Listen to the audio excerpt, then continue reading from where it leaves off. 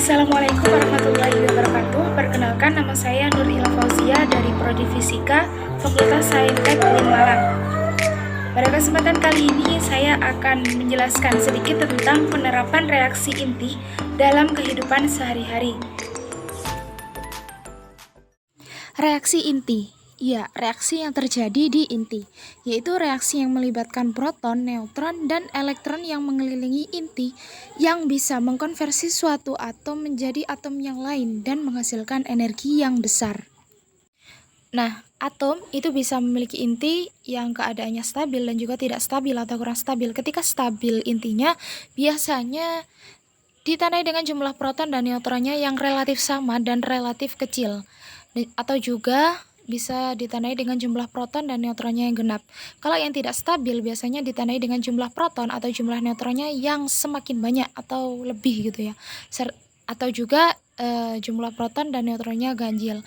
Ketika proton lebih banyak, maka itu membutuhkan neutron lebih banyak lagi untuk menstabilkan si proton tadi. Neutron juga seperti itu. Jika neutronnya lebih banyak, itu juga mengakibatkan tidak stabil. Atom dengan inti yang tidak stabil dinamakan atom yang bersifat radioaktif. Atom yang tidak stabil itu dapat memancarkan partikel sinar alfa, beta, atau sinar gamma. Nah, kita akan membahas radioisotop dulu. Radioisotop adalah sebuah isotop yang tidak stabil dari sebuah unsur yang dapat berubah menjadi unsur lain. Jadi isotop yang memancarkan radiasi dapat mengubah unsur menjadi radioisotop. Radioisotop itu bisa dilakukan oleh manusia, diproduksi gitu ya, dengan cara menembakkan isotop stabil dengan neutron ke dalam bahan atau target. Nah, penembakan isotop itu dapat menambah jumlah neutron dalam inti sehingga kurang stabil. Nah, untuk pemanfaatan radioisotop sendiri dalam kehidupan ada banyak sekali. Nah, kali ini saya akan memberikan contoh-contoh penerapannya di bidang kedokteran.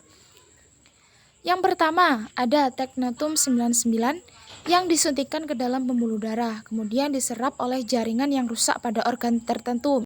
Misalnya ketika organ jantungnya rusak. Nah, sebaliknya Ti201 akan diserap oleh jaringan yang sehat pada organ jantung.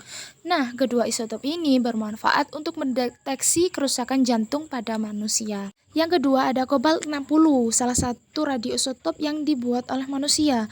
Nah, kobalt 60 ini bisa memancarkan sinar gamma dari hasil peluruhannya yang digunakan untuk terapi kanker. Jadi bisa membunuh tepat pada jaringan kanker atau tumor. Kemudian yang ketiga ada iodium 131 yang diserap oleh kelenjar gondok, hati, dan bagian tertentu dari otak. Jadi untuk mendeteksi kerusakan pada kelenjar gondok, hati, dan untuk mendeteksi tumor otak, itu kegunaannya. Kemudian yang keempat ada larutan garam Na24 yang disuntikkan dalam pembuluh darah untuk mendeteksi adanya gangguan pada peredaran darah. Misalnya ada penyumbatan. Jadi dengan mendeteksi sinar gamma yang dipancarkan oleh natrium 24 tersebut. Nah, dan masih banyak lagi contoh-contoh yang lainnya. Demikianlah tadi sedikit mengenai penerapan reaksi inti dalam kehidupan sehari-hari. Teman-teman bisa cari lagi mengenai penerapan reaksi inti di bidang-bidang yang lain. Terima kasih, mohon maaf, dan wassalamualaikum warahmatullahi wabarakatuh.